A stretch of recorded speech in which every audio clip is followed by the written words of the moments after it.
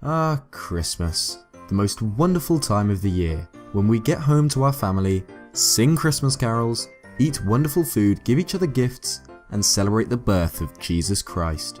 And why not get in the right spirit by playing a load of purely Christian-themed games? The only problem?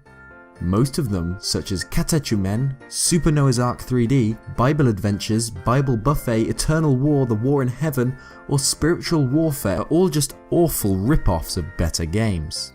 Instead of going through that crap fest, I thought we would take a look at the religious and theological backdrop of one of the greatest game series of all time, The Legend of Zelda.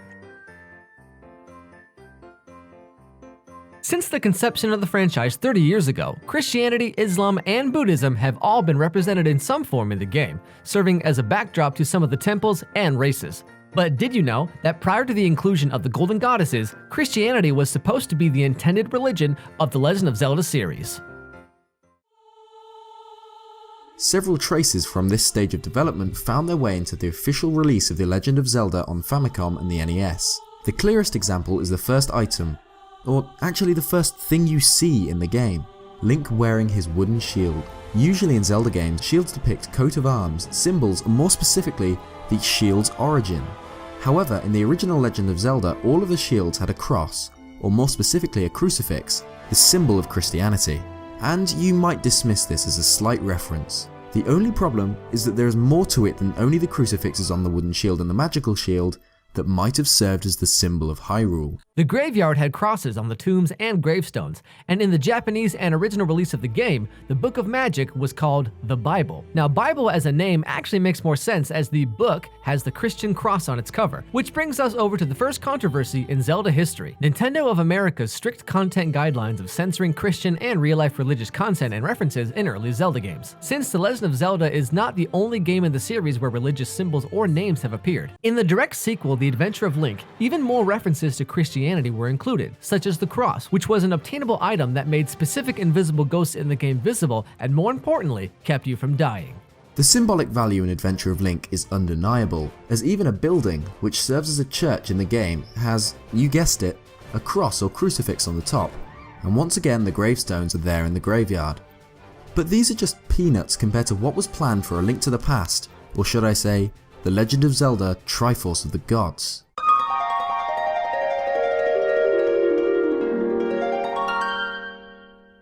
A Link to the Past is full of Christian references that were either toned down or completely removed in the version Nintendo of America released in 1991. First and foremost, artwork of Link kneeling in front of a crucifix with Jesus Christ was removed from publicity, and then the title Triforce of the Gods, Zelda no Denetsu Kamigami no Triforce, was replaced with A Link to the Past in the English releases, which in many ways was an act of disgrace to the game developers and specifically creator Shigeru Miyamoto. A Link to the Past was clearly intended to have religious references, as the sanctuary and graveyard from their appearance resemble much more of a church, the actual name of the location in the Japanese version. The same goes with the sage in the sanctuary, who was called a priest in the Japanese version. Then we have the original title of the game, Triforce of the Gods, with the Triforce being the holy relic of the Zelda series, and the representation of the three great virtues of power, wisdom, and courage. This symbol obviously derives from one of feudal Japan's most powerful warrior clans, the Hojo, and represents the three dragon scales that according to the legend were granted to Tokimasa Hojo. However, the virtues found in the Legend of Zelda could easily have been inspired by the Holy Trinity of Father, Son, and the Holy Spirit. The same goes with the three golden goddesses that were introduced in Ocarina of Time and the controversy that that game caused.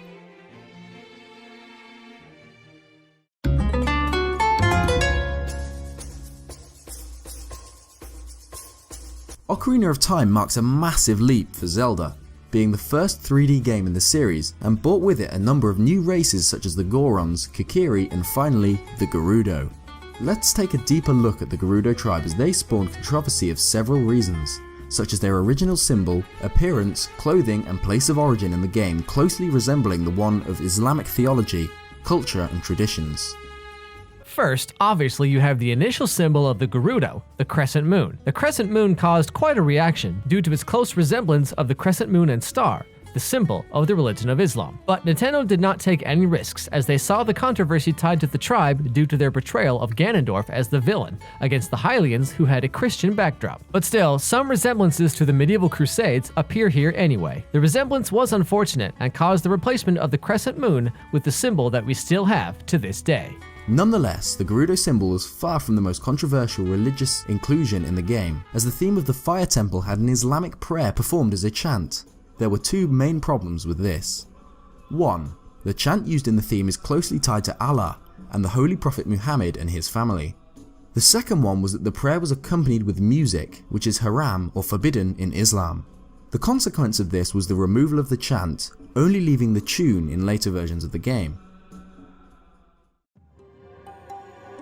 It would take some time until Nintendo EAD3 would once again touch on the subject of religion, but when they did not hold anything back with the ancient cistern.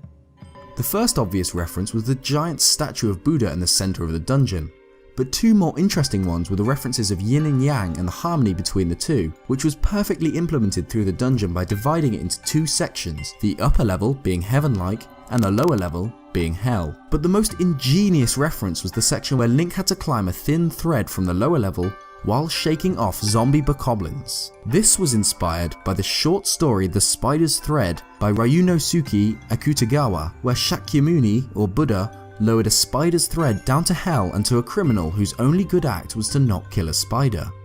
He began to climb the thread, but in the moment other sinners in hell began to climb the spider's thread, Kandata, the sinner, shouted that the thread was his alone, and in that very moment the thread broke, casting Kandata and the other sinners back to hell.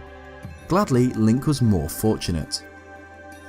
This is the last religious reference in the Zelda franchise up to this point that we know of, but from what we've seen from Breath of the Wild so far, you can be sure that we will no doubt have an update to this list next year. So I want to ask you all one question. In what way do you believe that religion will play a role in Breath of the Wild? Let us know in the comments section below.